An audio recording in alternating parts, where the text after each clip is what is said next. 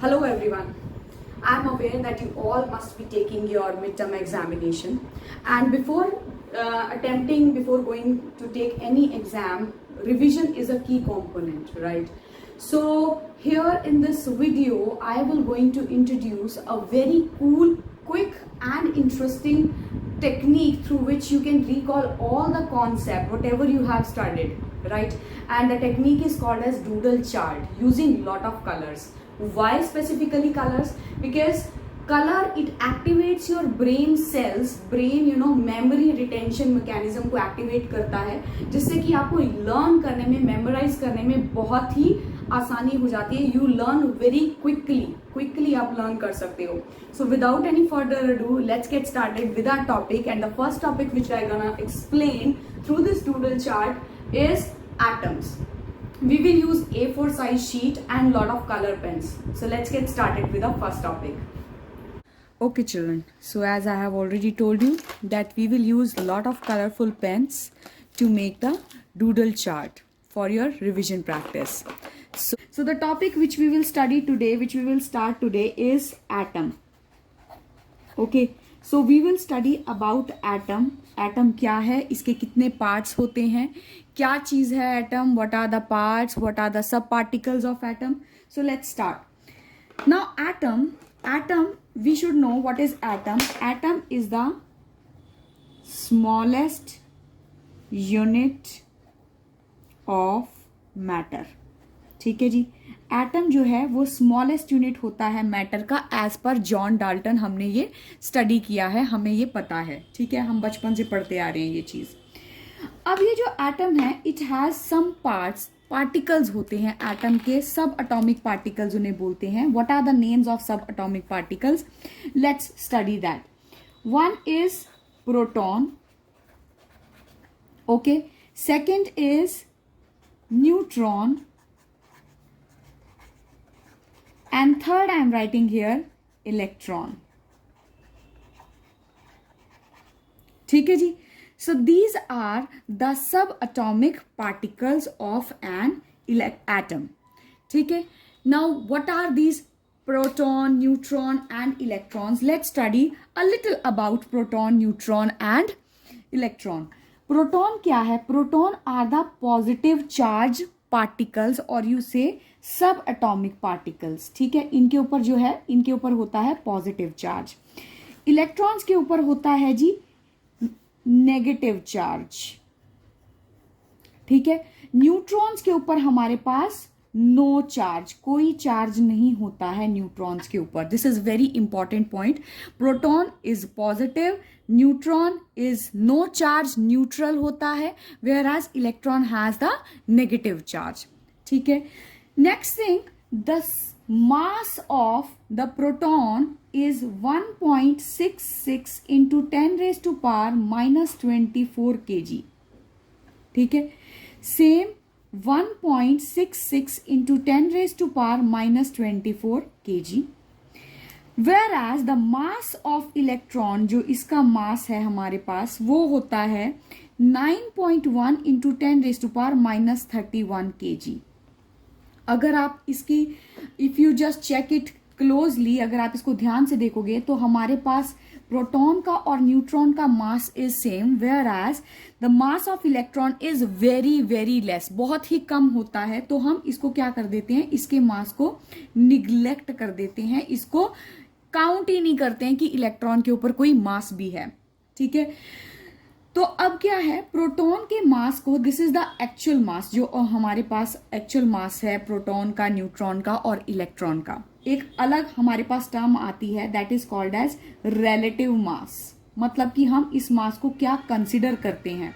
तो प्रोटॉन का हम रिलेटिव मास लेते हैं 1, न्यूट्रॉन का रिलेटिव मास लेते हैं हम 1, एंड इलेक्ट्रॉन का जो रिलेटिव मास है दैट इज 0.00005. ठीक है, this is the mass, that is units of proton, neutron and electron. U मतलब unit, atomic mass unit. Okay, so these are the relative masses of proton, neutron and electron. Now हमने देख लिया कि atom क्या है। Atom जो है वो है smallest unit of matter, proton है उसमें प्रेजेंट, न्यूट्रॉन है, इलेक्ट्रॉन है। अब हमें देखना है कि ये सब चीजें अरेंज क्या है, कैसे प्रेजेंट है, क्या इन सब का सिग्निफिकेंस है, हम क्यों पढ़ रहे हैं इसको। So for that let's study the structure of atom. Now suppose this is kind of my structure of atom. I am drawing 2-3 things here. Just give me a moment.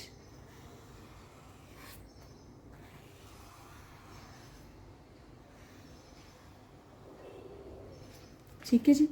So something like this.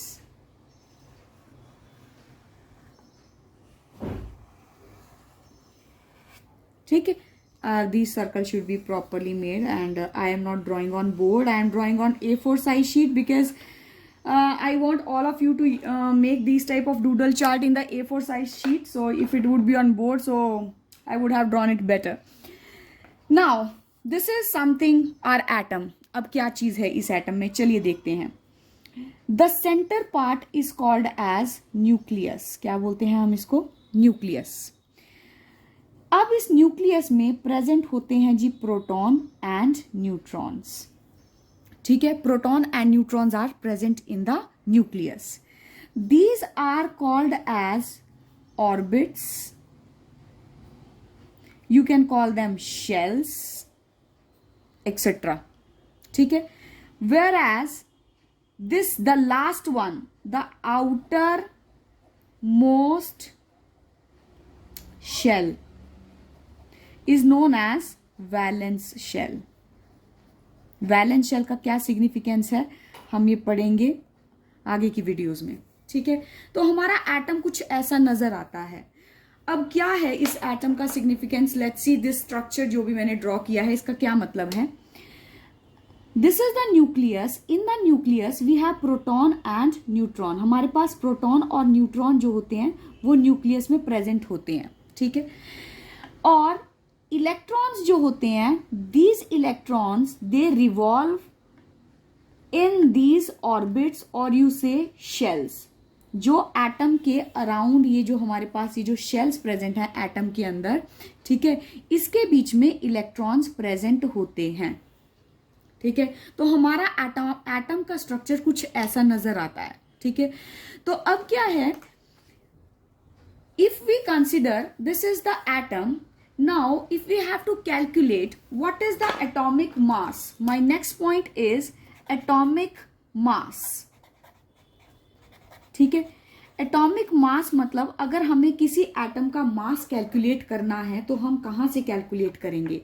So atomic mass is totally concentrated into the nucleus. जो nucleus है atomic का, जो atom का जो मास होता है वो nucleus की वजह से होता है। अब न्यूक्लियस में क्या चीज प्रेजेंट है, न्यूक्लियस में प्रेजेंट है हमारे पास proton plus neutron. So what we will write, atomic mass is equal to the mass of proton plus mass of neutron.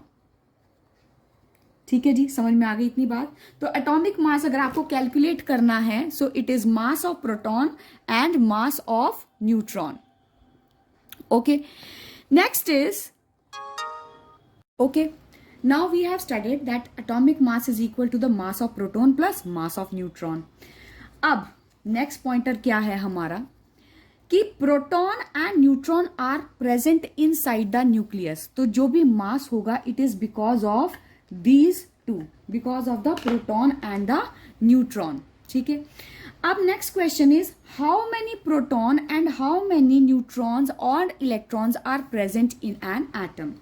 तो इसके लिए हमारे पास एक और वर्ड आता है that is called as atomic number. Now what is this atomic number? atomic number जो है, अगर आप periodic table देखोगे, हर एक एलिमेंट का एक अलग से एटॉमिक नंबर होता है। What is that atomic number? Atomic number is equal to the number of protons. ठीक है, equal to the number of protons present in that atom. ठीक है, अब आप यहां पे देखोगे कि प्रोटॉन के ऊपर है पॉजिटिव चार्ज। ओके, तो जितना भी पॉजिटिव चार्ज होता है, हर एक एटम जो है, एटम इज ऑलवेज न्यूट्रल, ठीक है। एटम हमेशा न्यूट्रल होता है, उसके ऊपर कोई भी चार्ज नहीं होता है, ना वो पॉजिटिव चार्ज लेता है ना वो नेगेटिव चार्ज लेता है, क्योंकि अगर चार्ज होगा तो हम उसको आयन बोलेंगे, एटम नहीं बोलेंगे, ठीक है। तो न्यूट्रल का मतलब क्या होता है कि जितना पॉजिटिव है उतना ही नेगेटिव चार्ज भी होना चाहिए एटम के ऊपर, ठीक है। मतलब the number of proton must be equal to the number of electron in an atom। एक एटम के केस में जितना भी नंबर ऑफ प्रोटॉन है वो इक्वल होगा नंबर ऑफ इलेक्ट्रॉन्स, ठीक है। अब अगर मैं आपको एक एग्जांपल ले देती हूँ, लेट्स टेक एन एग्जांपल।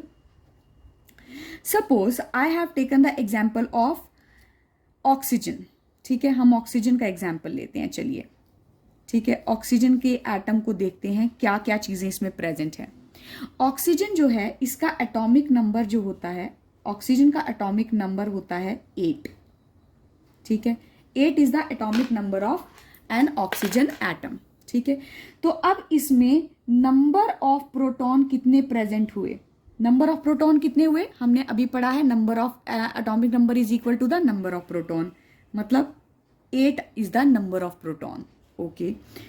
अब नंबर ऑफ इलेक्ट्रॉन कितने प्रेजेंट हैं इसके एटम में, हमने बोला कि जितना पॉजिटिव चार्ज है उतना ही नेगेटिव चार्ज होगा, मतलब कि अगर हमारे पास 8 नंबर ऑफ प्रोटॉन है तो 8 ही हमारे पास नंबर ऑफ इलेक्ट्रॉन भी होना चाहिए, ठीक है जी। चलो, ये दोनों चीजें समझ में आ गई।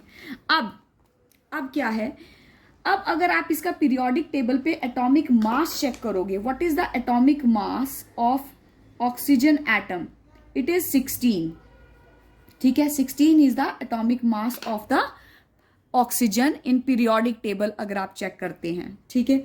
तो अब ये 16 कैसे आया एटॉमिक मास इसका, एटॉमिक मास क्या हमने अभी पढ़ा है, एटॉमिक मास हमने पढ़ा है मास of proton plus mass of neutron, ठीक है। और ये जो मास of proton plus mass of neutron है, ये हम लेते हैं रिलेटिव मास को, ठीक है जी। रिलेटिव मास की बात चल रही है यहाँ पे, रिलेटिव मास दोनों का लेंगे, उसको ऐड कर देंगे, ठीक है, तो वो हमारा एटॉमिक मास बन जाएगा। तो रिलेटिव मास क्या है हमारे पास, रिलेटिव मास है जी 1 for proton and 1 for neutron, ठीक है।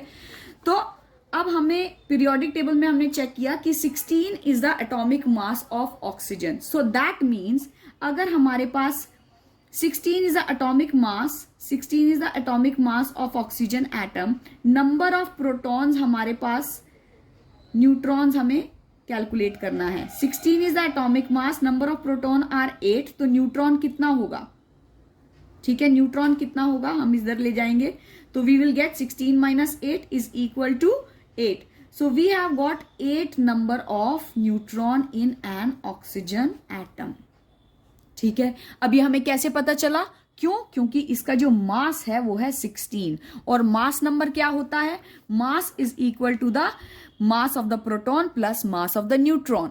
अब मास कहाँ कॉन्सेंट्रेटेड होता है, mass is always concentrated here in the centre of the nucleus, nucleus के सेंटर में हमारा मास जो है वो कॉन्सेंट्रेटेड होता है, ठीक है। और ये जो इलेक्ट्रॉन आसपास रिवॉल्व कर रहे हैं, शेल्स में रिवॉल्व कर रहे हैं, ये एटम्स का मास बिल्कुल नेग्लिजिबल होता है, ठीक है जी।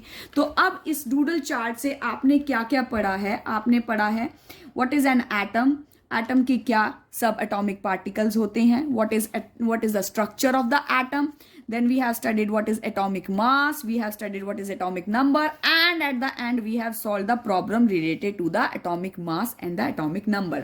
Now if I give you one question related to the same thing, I ask you the atomic number of carbon atom is 6, okay, and the mass, atomic mass of carbon is 12, okay, so you have to calculate what are the number of protons present, number of protons कितने present हैं, number of neutrons कितने present हैं, and number of electrons कितने present हैं। In the same way अगर मैं आपको दे देती हूं count of proton plus neutron, so you are able to calculate what is the atomic mass of that particular element, उस एलिमेंट का एटॉमिक मास क्या होगा या उसका एटॉमिक नंबर क्या होगा, you can calculate through this data, Okay, so I think now you are able to understand. If you will see this whole doodle chart, what we have done, we have just scribbled around and used a lot of color, so that whenever you will see this, you will be able to recall each and everything and you can retain in your mind. So that's all for today. I will come up with the next topic in my next video. Thank you.